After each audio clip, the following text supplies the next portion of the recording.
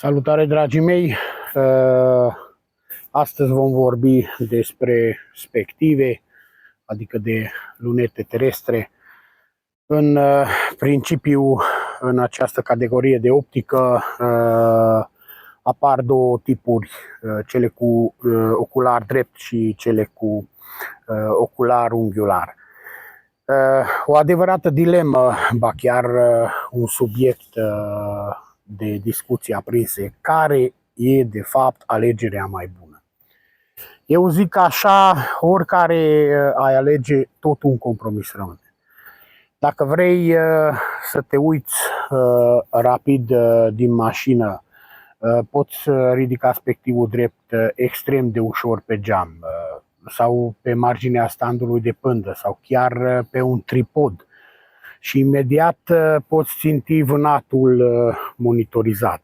Căutarea și focusarea pe țintă va fi foarte, foarte rapidă. Cu un spectiv unghiular treaba asta de multe ori e aproape imposibil, pentru că ocularul ajunge prea sus și la mărire mare imaginea tremură rău de tot. Pe de altă parte, dacă ai timp suficient să te pregătești din timp pentru observații lungi de la distanțe mari, atunci spectivul unghiular poate fi extrem, extrem de confortabil. Indiferent pe care îl alegi, un singur lucru va fi mereu critic și ăsta e luminozitatea. Aici trebuie să cauți lentile cu diametru mari. Ideal este cel cu 80 de mm. Pentru că spectivele astea de multe ori folosim în zori sau seară la amurg, când e încă întuneric sau aproape întuneric. Și lentilele mici, adică lentilele compacte de 50 de mm, pur și simplu nu mai fac față în aceste condiții. Cât merită să dai pe el? În categoria de câteva sute de lei, la măriri mici poate arăta acceptabil, dar dacă urci mărirea, imaginea se duce foarte rapid, devine palidă, neclară.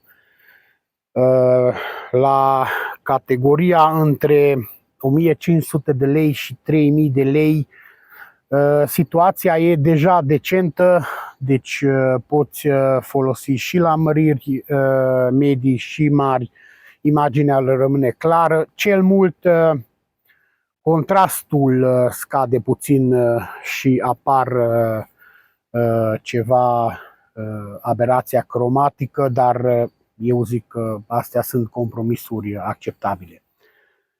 La modelele mai scumpe, ba chiar la modelele premium, imaginea e aproape perfectă pe toată gama, iar acolo ai de obicei oculare interschimbabile, deci practic tu alegi ce mărire vrei să folosești. Important e, cu cât mărirea e mai mare, cu atât pupila de ieșire e mai mică. La un spectiv de 80 de mm cu o mărire de 60, de exemplu, ai doar 1,3 mm.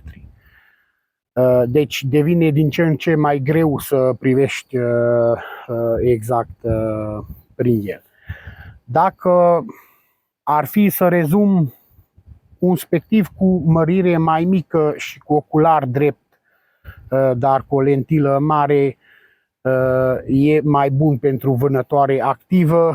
Cel cu gamă mare de mărire și ocular unghiular e mai potrivit pentru observații statice la pândă, pus pe un trepieț stabil, cum vedeți și aici. Dar indiferent ce alegi, forțează mereu lentile mari la obiectiv.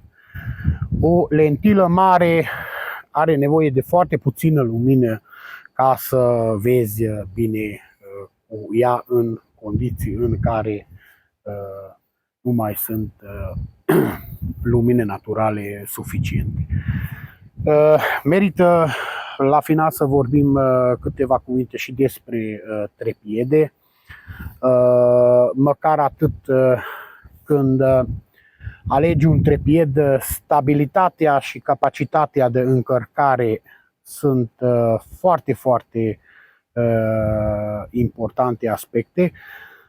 Un spectiv mai mare poate cântări lejer 2 kg, deci trepiedul e bine dacă suportă minim 4-5 kg de greutate. Altfel, la cea mai mică adiere de vânt va tremura tot timpul.